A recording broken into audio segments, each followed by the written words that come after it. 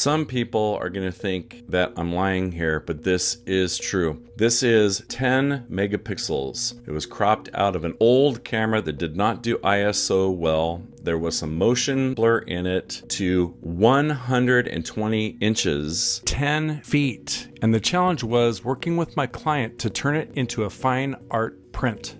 What you're seeing is the original file sized up with the best conventional upsizing algorithm in the world. The next one is sharpened with all of the conventional types of sharpening that could be applied to it. Every approach was attempted: high pass, unsharp mask, everything that you can think of, plus AI software for sizing up and noise reduction and sharpening.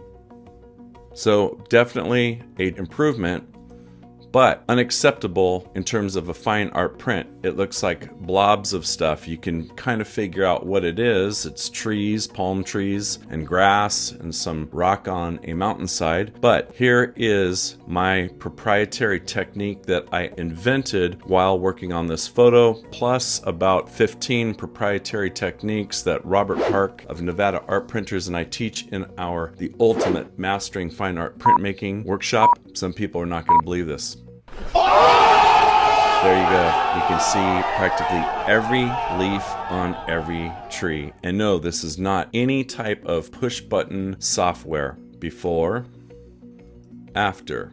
This is sharpened all the way before it's getting too artifacty. This is the original. After. Before.